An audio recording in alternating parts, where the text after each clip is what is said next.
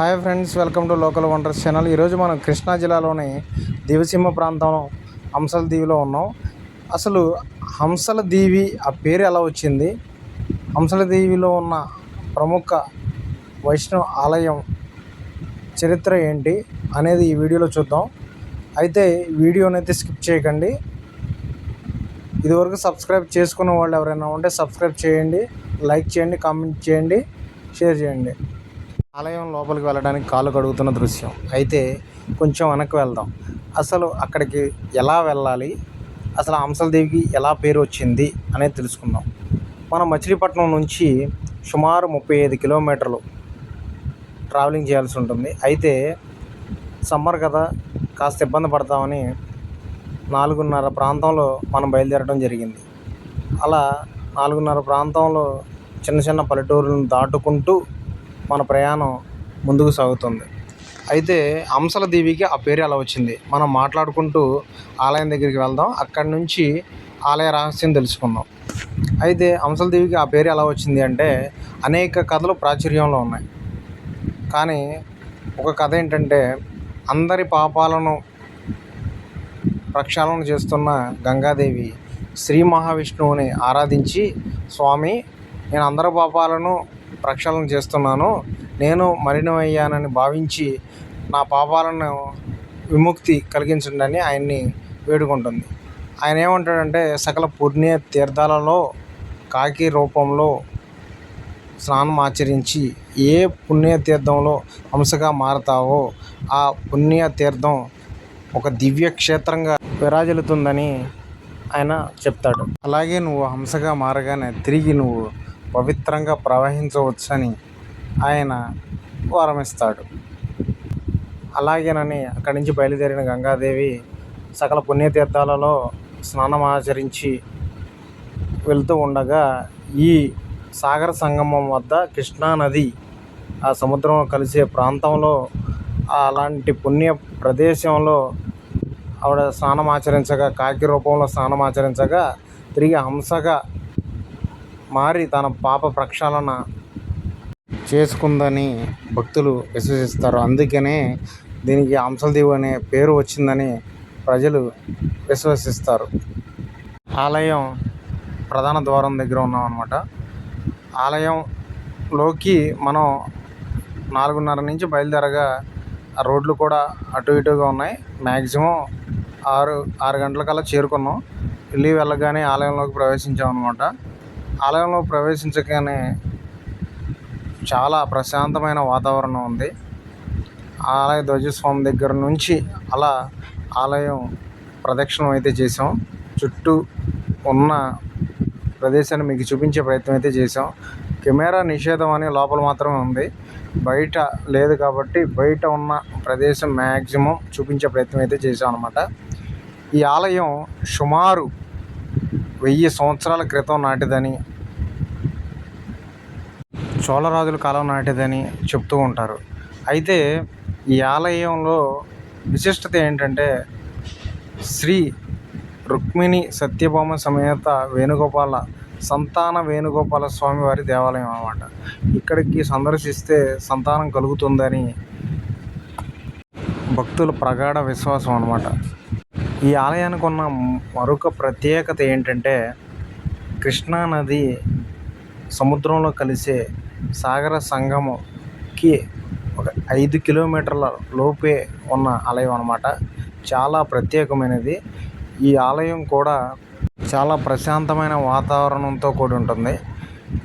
ఇక్కడ ఆలయ స్థల పురాణం ప్రకారం ఈ ఆలయాన్ని స్వయంగా దేవతలు నిర్మించారని, గాలిగోపురం పూర్తవకుండానే తెల్లవారడంతో అక్కడే సెల్లైపోయారని అనేక కథనాలు ఉన్నాయి.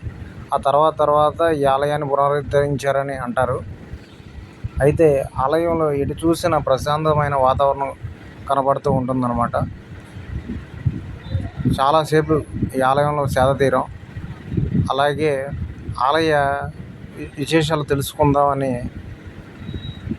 మా ప్రయత్నాలు మొదలుపెట్టాం.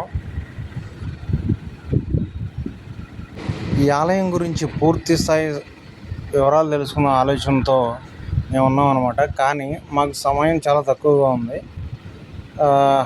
బీచ్కి వెళ్ళాలి, సంగమం చూడాలి అనే ఆలోచనతో ఉన్నాం. వాతావరణం కూడా చాలా బాగాలేదు. అయితే త్వరగా వెళ్ళిపోదామనే ఆలోచనతో మేమున్నాం. అక్కడ ఒక మామగారు ఉన్నారు. ఆవిడని అడిగి తెలుసుకునే ప్రయత్నం చేసాం, కానీ ఆవిడ చెప్పే పరిస్థితుల్లో లేదు. అలాగే ఇంకా వేరే వాళ్ళు ఎవరినైనా ఉన్నారేమో అని చూసి అడుగుతున్నాం అనమాట. ఇంతలో ఒక పెద్ద ఆయన కనిపించారు. ఆయనతో మాట్లాడే ప్రయత్నం చేద్దాం. అయితే ఈ ఆలయం స్థల పురాణం అయితే చూడడం జరిగింది. అసలు కృష్ణమ్మ తల్లి అసలు ఎక్కడ పుట్టింది, అక్కడి నుంచి మన ఈ ప్రాంతానికి ఎలా వచ్చింది అనేది గమనిస్తే, మహారాష్ట్ర నుంచి నాగార్జున సాగర్ మీదుగా మన శ్రీశైలంలో ప్రవేశించి మల్లికార్జున స్వామి ఆలయ పుణ్యక్షేత్రంలో పావనం చేసి, అలాగే మన కనకదుర్గమ్మ కృష్ణా నది అక్కడి నుంచి మన ఈ ప్రాంతంలోకి రావడం జరిగింది.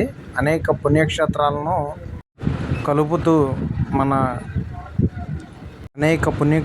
కలుపుతున్న మన కృష్ణా నది చివరిగా సముద్రంలో కలిసే ప్రాంతం ఇది. అయితే ఒక పెద్ద ఆయన కలిశాడు అనమాట. ఈ ఆలయం గురించి ఆయన అడగ్గా, ఆయన ఈ ఆలయం తన చిన్నతనానికి ముందే, అంటే ఆయనకే సుమారు 90 ఏళ్ళు ఉంటాయి. అలాంటి ఆయన చిన్నప్పటికే ఈ ఆలయం ఉందని తన పూర్వీకులు కథలుగా చెప్పేవాళ్ళని ఆయన చెప్పడం మొదలుపెట్టాడు. అలా చెప్పడం మొదలుపెట్టిన తర్వాత చెప్తూ ఆయన కన్నీటి పర్యంతం అయ్యాడు. ఎందుకని మేము అడిగాం. ఈ ఆలయంలో సుమారు 100 మంది మాత్రమే లోపలికి వెళ్ళాం, మిగిలిన వాళ్ళందరూ చనిపోయారని చెప్పాడు. ఇదేంటి అని అడిగాం. ఇదేంటి ఆలయంలో ఉంటే బతకడం ఏంటి, బయట ఉంటే చనిపోవడం ఏంటంటే, ఆయన చెప్పింది ఏంటంటే, ఇక్కడ 1977 దివిసీమ ఉప్పెన. చాలామందికి తెలియదు, ఈ వీడియో చూసే వాళ్ళందరికీ తెలియదు, ఈ జనరేషన్ వాళ్ళకి తెలియకపోవచ్చు, కానీ అప్పట్లో పెద్ద ప్రమాదం అనమాట అది.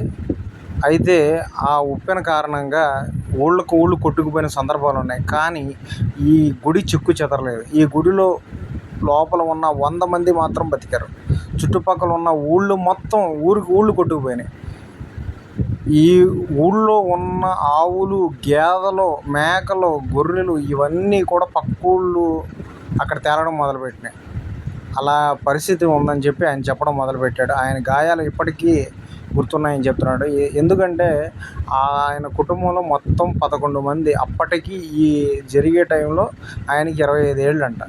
ఆ 25 ఏళ్ళ వయసులో ఆయన ఏదో పని నిమిత్తం ఉల్లిపాలెం బ్రిడ్జ్, అంటే ఇక్కడికి రావడానికి ఒక 7-8 కిలోమీటర్ల అవతల ఉల్లిపాలెం బ్రిడ్జ్ ఉంది. ఆ వీడియో కూడా నెక్స్ట్ వీడియోలో పెడతాను. ఆ బ్రిడ్జ్ దగ్గరలో ఉన్నాను అని చెప్తున్నాడు ఆయన. అయితే ఈ ప్రమాదం చోటు చేసుకునే సమయానికి గుడి దగ్గరికి వచ్చాను, నేను గుడిలో తలదాచుకున్నాను అని చెప్తున్నాడు.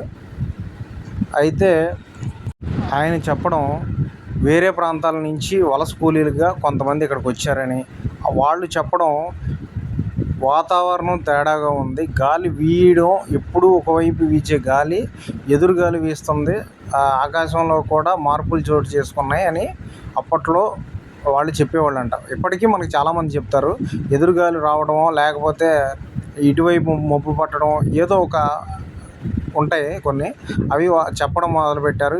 ఏదో ప్రమాదం పొంచి ఉంది, అది చాలా పెద్ద ప్రమాదం అని వాళ్ళు చెప్పారు.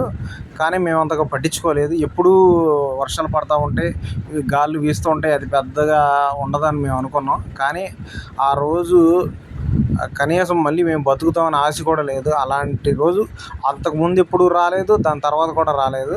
అంతటి పెద్ద ప్రళయం అని ఆయన చెప్పడం మొదలుపెట్టాడు అన్నమాట. ఆయన కుటుంబంలో సుమారు 4గురిని కోల్పోయాడని చెప్తున్నాడు ఆయన. అలాగే ఈ విగ్రహాలను చూపిస్తూ ఏడుస్తున్నాడు. ఆయన చాలా బాధలో ఉన్నాడు. ఈ వీడియో మీకు నచ్చినట్లయితే ప్లీజ్ సబ్స్క్రైబ్ చేయండి. అలాగే నెక్స్ట్ వీడియో కోసం వెయిట్ చేయండి. ఇలాంటి మరిన్ని వీడియోలు మీకోసం అందించడం జరుగుతుంది.